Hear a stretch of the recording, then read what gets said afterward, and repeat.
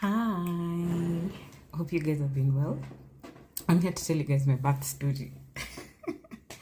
I think by now you guys know I have a baby boy. Woot woot. And I don't know, I just really wanted to record and share my experience with the birth, and here it is. So how did it start? How did the whole birth situation unfold?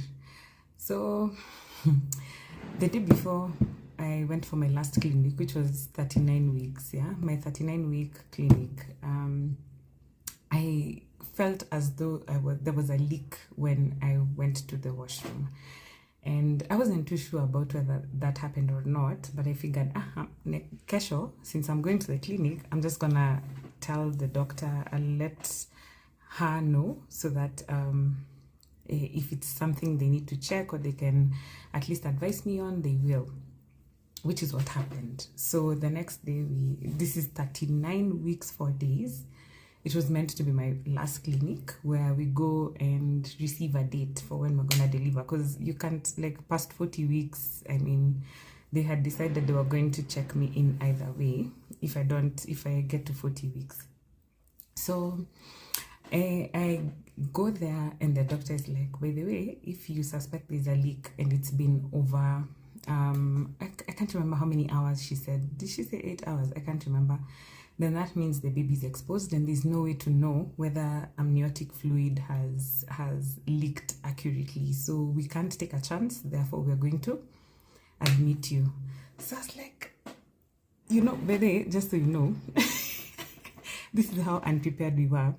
We were going to hospital and then we had plans to go to Uncle Nene's so that I can dimbua those burgers. You can imagine that pregnancy njaa, I really was excited about going to Uncle Nene's. Then my sister-in-law had brought me a chari, which we were meant to go pick up. So we had a fully planned day, only for us to get to hospital and we were told, hakuna mali mnaenda. So yeah, so next video you'll see us checking in. What time is it? It's going to noon, 19th August. And we're being admitted. So here is afraid. So in the casualty. I want to get the line in, then go upstairs to the room. Just look. So now, because it was such a surprise booking, what happened was that the doctor called in and she tried to get us admitted. And that day, for some weird reason, the hospital was so full, So they were trying to see if there was a room available for us to be checked in that day. So when they went to check, us guys were getting the line in and whatnot, and that lady was like, you know what, actually, honestly, they were really, really nice to us, really nice. I give them so much credit. So when she was like, you go get your line, me harakisha, I go tafta for you a room so that you don't miss one. I'm like, easy. So we leave, we go for the last ultrasound just to check if because the baby's umbilical cord was kind of like around his neck.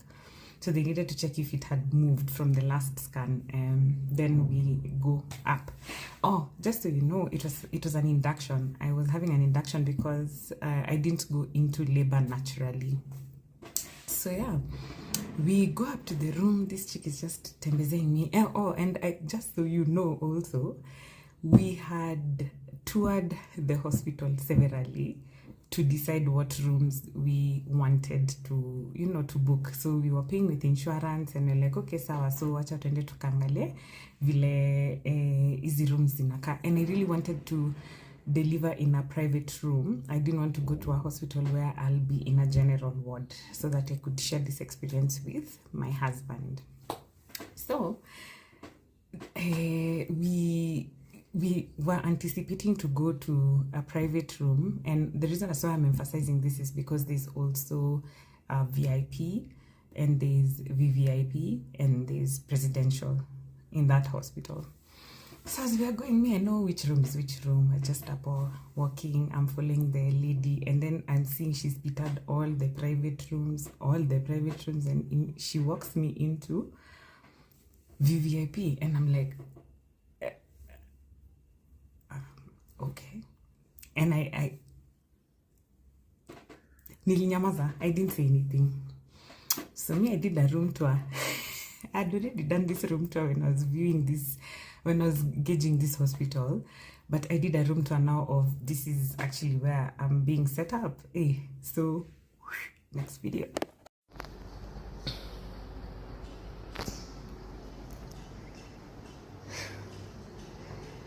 So this is the room we've gotten. Nice view to the stadium. 2 bathrooms.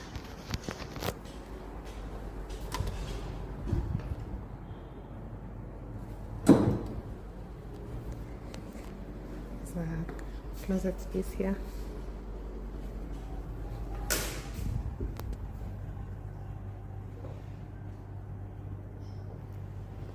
Yep.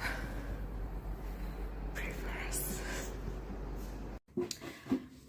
So, we are settled, we check in, the head nurse comes in, she's so sweet, and she's like, yo, actually, you guys, I'm just gonna give you a whole story of exactly what happened with that room, because it was just God's favor. I just cannot wait to give you guys the story. But they came in and she briefed me on what's gonna happen, and the midwives, they set up the delivery staff up, and then on the bed, and they tie up my belly with this machine that is supposed to track the baby's heart rate and all that stuff.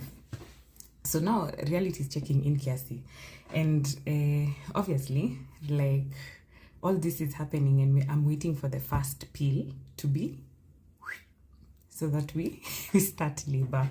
But this process starts, and they come in at around 4:37 p.m. 4:37 p.m. that day. The doctor comes in and he puts in the first pill. So kanungo ama it's mchezo ukaanza.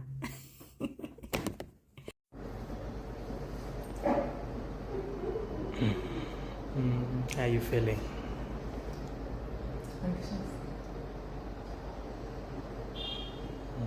Very anxious, but excited. I want it to be over. Yeah.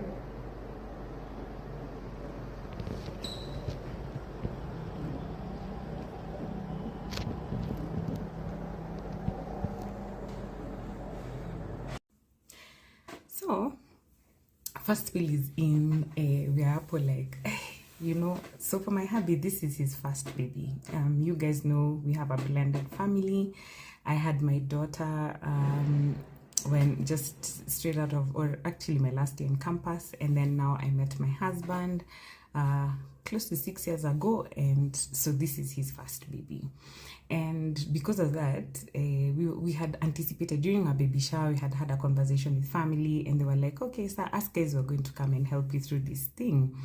But when we got there, we had asked the security, and they were like, no, we're just gonna allow you and your husband.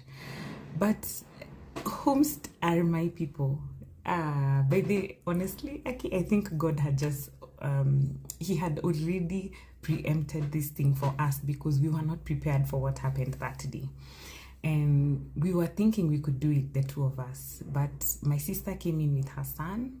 The son is 23 next month, and then my brother-in-law and his wife checked in, and they were like, baby, me security doesn't shtua me, we are not leaving, we are here and we are going to see this through to the end. So at this point, when they're coming in, I remember they were stopped because they were told she's the doctor, because that's the time that I was being induced. Walingia too straight, wakeka football kwa TV. My sister was seated on the couch, taking a meeting. My in-laws had just, I remember I told you they had brought me a chari. They had just come from coast, so they woke up in the evening. came straight up to the hospital and we were like, sawa, tukombogi. Ni sawa, tukombogi, we are doing this. And I'm like, Nyase, ntakapa, even when it gets really weird and dark and crazy, and I start screaming, and my legs in the air, and they're like, baby, tutaka. Okay. I was like, sawa, let's do this. These ones that they're supposed to talk to themselves on Bluetooth. That to talk to themselves. Surely. Both. They're both. Surely.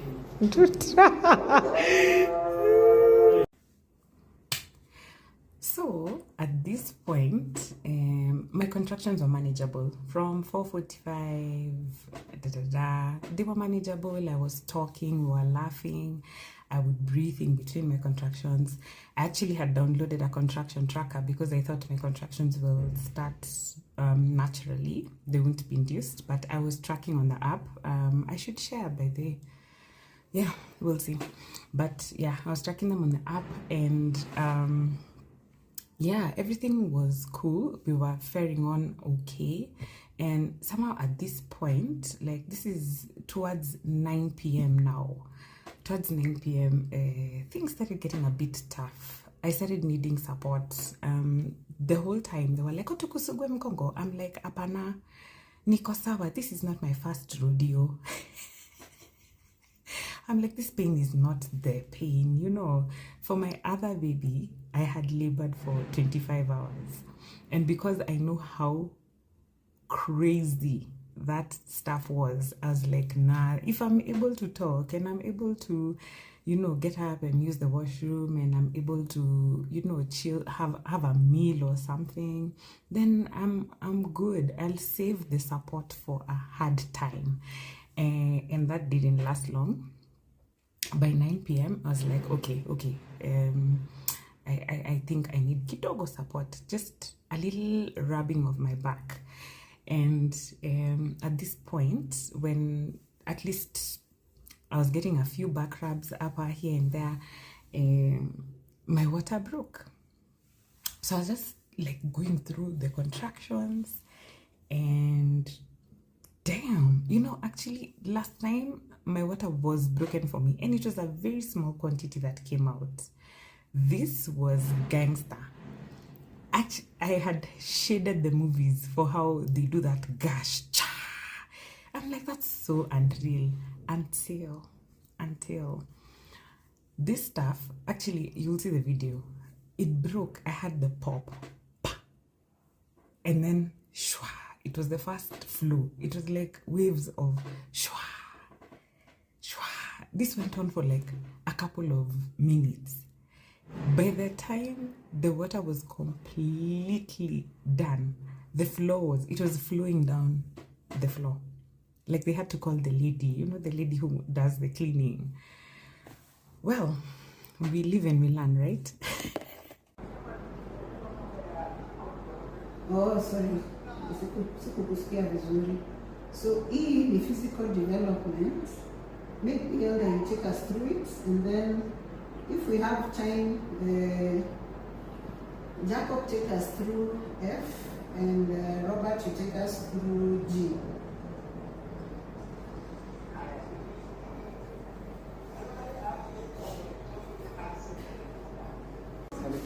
Huh? So. Okay.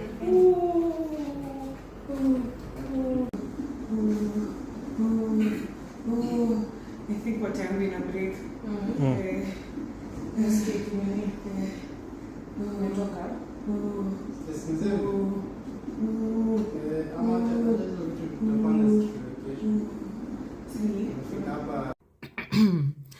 So, after my water broke, at around 10:37 is when the doctor came back in. So I learned that apparently during an induction, at around every 6 hours is when they give you the next dose. And normally there's 3. There's usually 2 pills and a drip.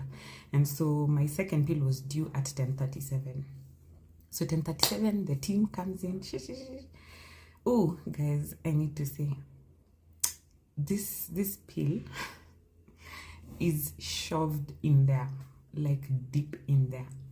And remember, you're in contractions, in the middle of contractions. It's guys, please, gentlemen, just give women their credit, especially moms. Okay, no, all women, but especially moms, because the things we go through to bring life. Respect your mothers, your sisters, your daughters. Just see easy. Yeah, so this happened, and at that 10:37, they told me the next time they were gonna come back was at 4:30. So at this point, I was asking them, how far dilated am I? I just wanted to know. And they're like, oh yeah, you are 3 centimeters. Whew, guys, you know how discouraging that is, especially if the pain is intense. And I'm telling you, like I mentioned in the previous video, I was feeling like I needed assistance at that point. And by the time you start needing assistance, the pain is starting to intensify. So yeah, second pill in 10:37. They're coming back at 4:37 a.m. to administer. They were anticipating to administer the next, the drip now, right? So we are at this point where now we're waiting to see like what happens. And by the time they told me 4:37 and it was 10 p.m., my heart sank. I started to get afraid. Honestly, genuinely, guys, I started to get afraid. At this point, I started praying. I just told God, Father, I had prayed for a Hebrew birth. You've decided that it will have pain, but I'm asking for favor. Please, God, I'm asking for favor. Yep.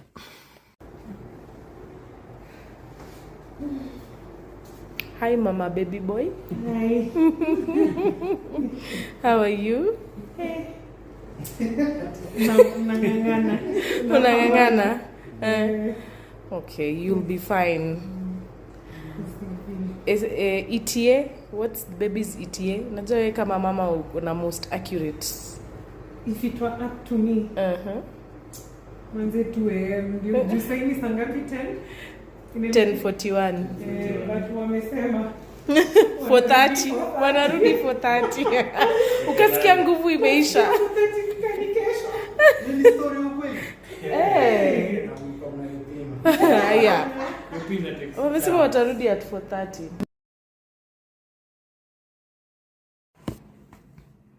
So now, guys, this is where the story is.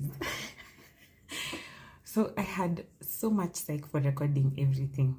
I truly did. Like, my plan was I want everything raw to be recorded. But I think at some point it got so gangster. My sister-in-law put down the phone. She wasn't able to record. And I remember my husband, I had told him, make sure you just record snippets of things, nothing too crazy. Just capture for me this journey in its entirety. And it got too real. Well, I think they made the call and they were like, no, let's not do this. Let's just let it go. So remember, that was 10:37 after the second pill was administered. It just went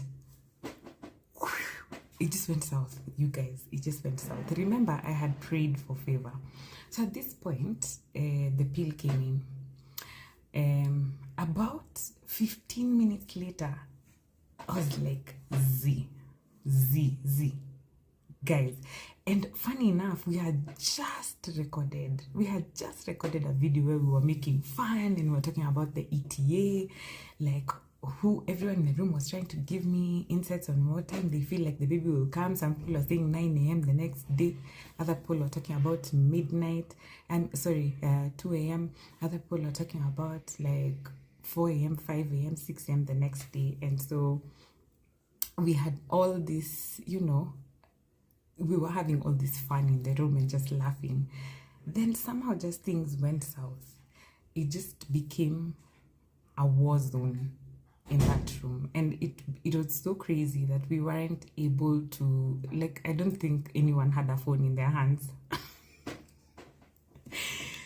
So what really happened?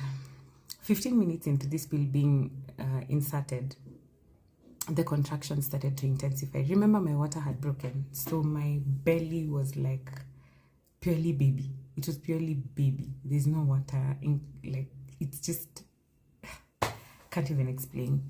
So the contractions intensified. I felt like my body was being broken into 2 pieces. I felt like, god damn, like, I don't know how to explain it, but I felt like my pelvic bone was being broken. And guys, to date, I still feel the pain on my pelvic bone because I got a really big baby. He is a big boy. You guys saw my pregnancy bump. He's a big boy. So while all this was going down, 30 minutes hit and I could not take it anymore. Then this doctor comes and he checks and he's like, hey, Ati, I should relax and give myself grace because he felt like I was exaggerating. And I was like, I told my family, you guys, this is not funny. The pain I am feeling is driving me crazy. I told them I'm going to die. I'm going to die. I literally, like, I almost broke my husband's hand. My sister-in-law, oh Lord, I keep their hands. They rubbed my back. Nothing was helping. Like, I couldn't contain, like, you know the way you're told to, kwa ground wanakwambianga breathe, breathe, breathe, breathe. I could not contain. I wasn't able to do that breathing work the way it's supposed to be done. And eventually, I could feel his head. I want you to understand, 10:37 at 11:30 something, almost 11:40 p.m. I was like, by the guys, I'm feeling something. And remember, after my water broke, I was told to put on those adult diapers, so I was in one. So as it continued, I could feel like it's as intense as it was in the last stages of my previous delivery, but I'm being told I have to last till 4:30. And I kept telling them, I kept pushing them and telling them, guys, this isn't, it's too much. It's too much. Oh, I forgot to say, we had paid for the epidural. So the reason as to why I kept nagging them about this being too much is because we had already paid for it. And I'm like, we had asked them to book the anesthesiologist like earlier when we checked in. So I'm telling them, go and request for the epidural right now. Go and request for the epidural. And nothing is happening. These guys are not moving. They are not boarding. Oh my God. I thought I was gonna die, guys. And then I started praying and I was calling Jesus. And I'm like, Jesus, Lord, you have abandoned me. You have abandoned me today. God, I'm going to die. And they're like, no, imagine in a few hours this is gonna be done. Like my peeps were trying to encourage me. They were like, no, just be patient. In a few hours this is gonna be done. They were really trying to hold me in a space where I was giving up. At some point I was like, Apana. I told them, I can feel his head. I can feel his head. So I told them, Ebu, just go and call them. I want them to come and check. This time it was a different nurse that came in from the one who was there the last time I was checked. So he comes and he's like, Ati, madam, you just got induced. Like, you're supposed to be seen next at 4:30. I'm like, I can feel the baby's head. My water broke ile time, like before you put the second pill. I can feel his head. I'm like, are you gonna check me? If you're not checking me, I'm going to have this baby here and you guys will figure this thing out on your own later. It's like, he starts shingo-pandedly, like trying to, because I've really insisted. Me, I pulled out that damn diaper. And then he's like, now I want to, you have to check when you're in the middle of a contraction. Guys, you don't know what that feels like.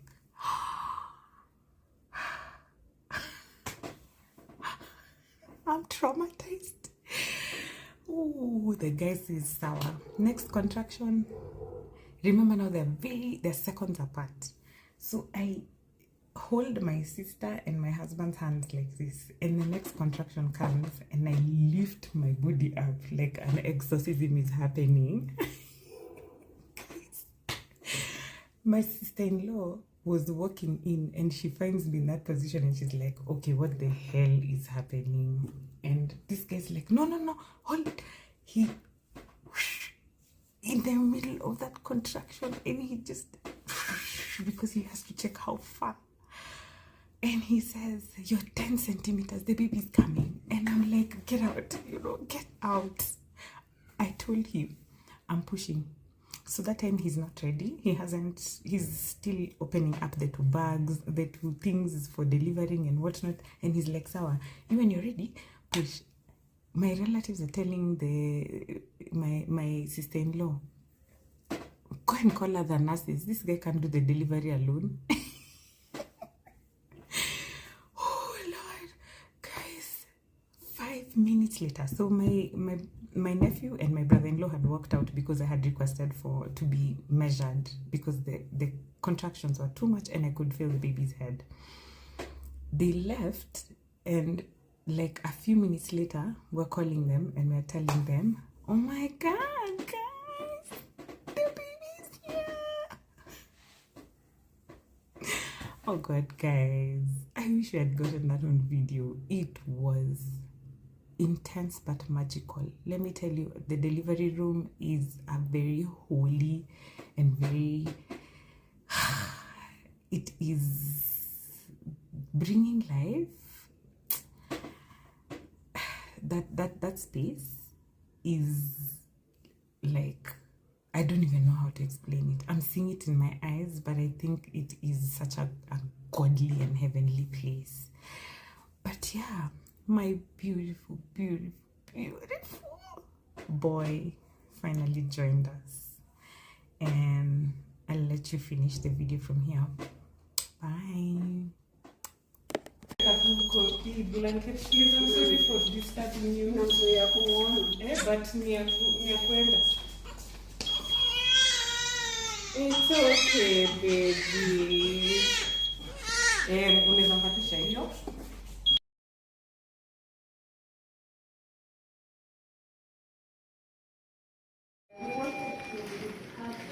It's the discharge.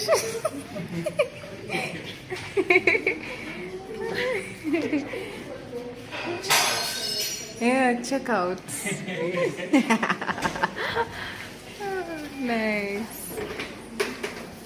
Enda pole pole, tusikupeleke mbio. Tunataka kukukimbiza.